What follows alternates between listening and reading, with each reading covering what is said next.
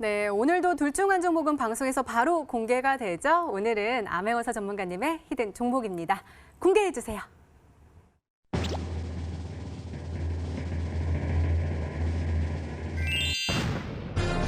역시 NX가 정답이었습니다. 광고가 기억이 나요. 이렇게 하면서 이렇게. 아, 이렇게 그러네요. 했던 거. 왠지 광고 출연하셔도 될 것 아, 같습니다. 그럴까요? 이렇게? 네. 가격 전략이 더 중요하잖아요. 네, 그렇죠. NX 가격 네. 전략 어떻게 세워주시겠어요? 최근 정책 이슈로서 한번 우리가 눈여겨봐야 될 종목이 아닌가 좀 말씀드리겠고요. 한번 기술적 분석과 더불어서 좀 가격 전략 제시해드리도록 하겠습니다. 최근에 제가 강조드렸던 종목들 중에서 좀 이제 단기적으로 급등했던 종목들이 대부분 거래량이 한번 터지고 그리고 음봉을 그리는 이런 종목들이 많았단 말이죠. 그렇기 때문에 지금 현재 이동 평균선 자체로도 지금 수렴하고 있고 그리고 이제 장기 이평선에 대한 돌파 여부도 임박한 시점이기 때문에 좀 이제 눈여겨보시면 좋다 말씀드리겠습니다. 자, 가격 전략 같은 경우는 이제 다음 날 시초가 이하로 좀 이제 들어가시는 게 좋다 말씀드리겠고 음봉 매수가 가장 이제 적절하지 않을까 이렇게 좀 말씀드리겠습니다. 그리고 이제 목표가 같은 경우에는 이제 1,450원 라인대, 자 1,450원 라인대 좀 이제 이 장기 이평선 플러스 5%권 살짝 위에 걸친 자리고요. 그다음에 손절가 같은 경우에는 이제 1,170원, 자 1,170원 라인대 좀 이제 제공해 드리겠습니다. 자, 목표가 다시 한번 말씀드릴게요. 1,450원, 그 다음에 손절가는 1,170원, 그리고 시가 이하에서 한번 공략을 해보시라 말씀드리겠습니다. 네, 암행어사 전문가님 오늘의 히든 종목은 바로 NX였습니다. 매수가는 다음날 시초가 이하로 음봉 매수 전략 추천해 주셨고요. 목표가는 1,450원, 그리고 손절가는 1,170원으로 세워주셨으니까요. 가격 전략 잘 참고하셔서 꼭 행복한 수익률로 보답받으시기 바랍니다.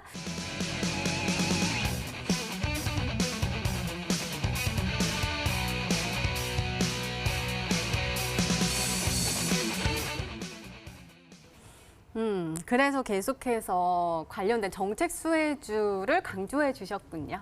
네, 정책 수혜가 굉장히 중요하다고 말씀드렸는데 왜냐하면 이 정책의 가운데 있는 핵심 이슈가 터졌기 때문에 말씀드릴 수 있을 것 같습니다. 실질적으로 우리가 이 서초동에 200만을 모이게 하고 광화문에 300만을 모이게 만들었던 실질적인 이슈가 뭐냐면은 바로 이번에 이 조국과 관련된 논란이었다 말씀드릴 수 있을 것 같아요. 그래서 이번에 조국 전 법무부 장관님께서 사퇴를 진행을 하면서 14일에 정말 이 형식적인 정확하게 사표 수리가 완벽하게 진행이 됐습니다. 그러면서 아시겠지만 지금까지 논란이 되었던 뭐 딸에 대한 논란 부분들 그리고 거기에 더불어서 실질적으로 이번에 뭐 11시간 동안에 압수수색 받았나 안 받았나 뭐 이런 얘기부터 시작해서 엄청난 논란들이 거의 정리가 되는 그러한 이슈였다 말씀드릴 수 있을 것 같습니다. 이런 얘기를 왜 하냐 한다면은 실제 제가 2020년 4월에 대한 총선이 대선까지 기세가 이어진다라고 말씀드렸습니다. 그럼 이번에 총선을 이겨야 대선에 유리한 게 사실인데 그럼 이번에 지금 뭐라 했습니까? 여당한테는 지금의 이슈가 어쨌든 간에 불리했단 말이에요.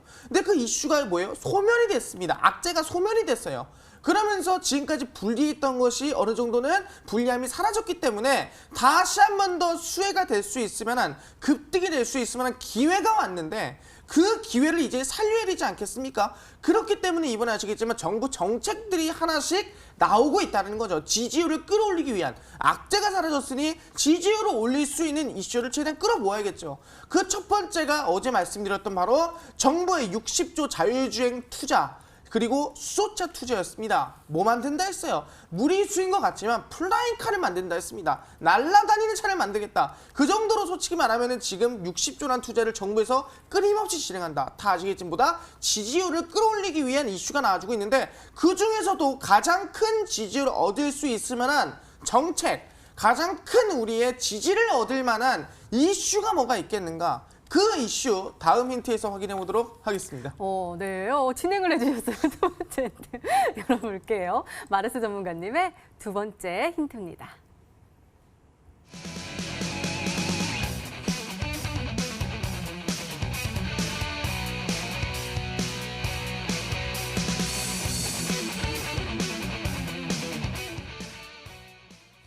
그러게요. 계속해서 이 이슈를 가지고 힘을 내는 종목들이 몇 가지가 있는 것 같아요. 그 안에 있겠죠? 네, 사실상 지금 뭐 많은 분들이 아실 수도 있지만 쉽지 않은 종목이라고 말씀드리겠습니다. 실질적으로 오늘 16일입니다. 오늘 국장급 회의가 한일 진행이 됐어요. 그러면서 거의 이번에 시작이 된 거죠. 어떤 게 시작이냐? 지금 한국과 일본이 서로 간의 수출 우대국에서 제외를 하면서 정말 최악의 악재를 달리다가 한국에서는 뭐예요? 우리가 해방 이후에 최초로 맺었던 일본과 군사협정이었던 지소미아를 파기를 했습니다. 그러면서 실질적으로 일본에서는 북한에 쏘는 미사일을 포착을 못하고 있어요. 그러다 보니까 그런 상황에서 서로 간의 이 지소미아 파기와 일본 수출 규제에 대해서 이거를 솔직히 해결을 보는 게 가장 좋은 부분이거든요.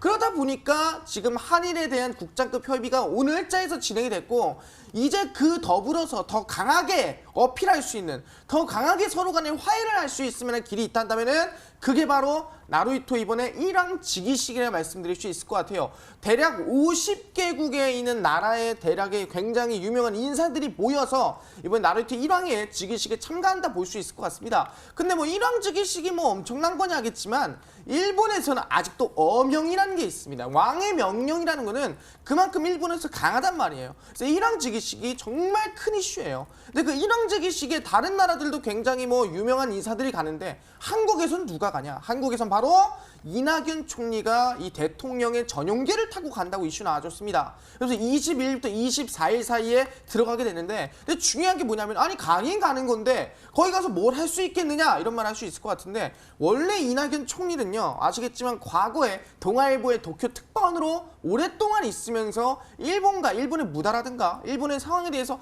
제일 잘 아는 이 우리 국가 이 사람이라고 볼 수 있을 것 같고요. 거기에 더불어서 과거에 한일 의원연맹의 부회장까지 지내면서 실제로 일본과 굉장히 친한 모습 보여줬습니다. 그래서 이번에 지소미아 파기라든가 일본 수출 규제라든가 일본과의 관계를 해결할 수 있는 키가 아마 이낙연 총리가 될 수 있지 않을까라고 지금 모든 사람들이 기대를 하고 있어요. 그러다 보니까 이번에 뭐예요? 실질적으로 이 이슈까지도 지금의 지지율을 끌어올릴 수 있는 이 악재와 최악의 아베 총리로 인한 일본 수출 규제라는 이 상황을 해결할 수 있는 건 누구다? 바로 지금의 이낙연 총리다라고 볼 수 있는 거고 이번에 여당이라 볼 수 있는 거죠. 그러다 보니까 거기에 대한 정책 수혜주들이 당연히 뭐예요? 큰 급등, 큰 상승세를 만들 가능성이 크다라는 거죠. 그래서 중요한 건 뭐냐 한다면은 지금 저점에 있는 종목들 중에서 총선 수혜주로서 아직 급등세가 크게 나오지 않은 종목이 이번에 1왕 즉위식에 이낙연 총리가 참가하면서 정책 수혜주로서 총선 정책 이슈로서 주가 급등이 크게 나올 만한 종목이다 말씀드리도록 하겠습니다.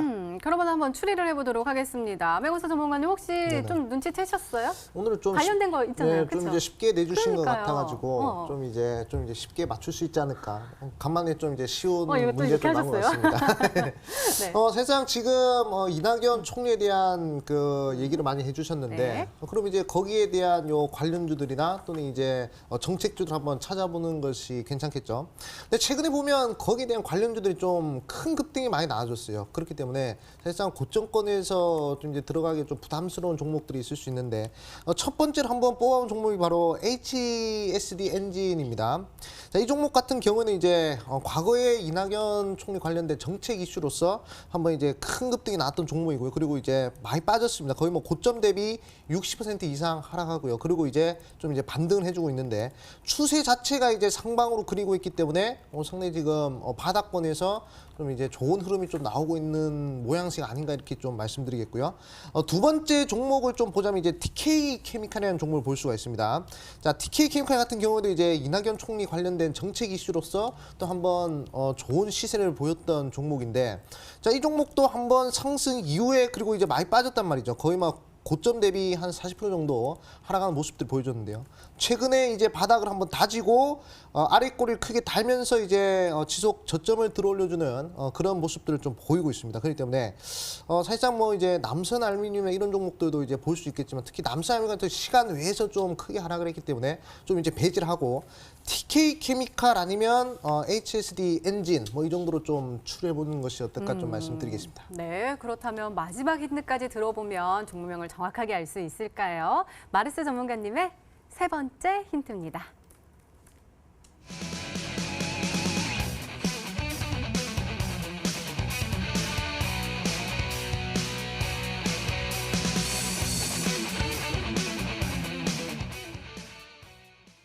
이 이 종목이 제일 강하게 올라갈 수 있다라고 생각하시나 봐요.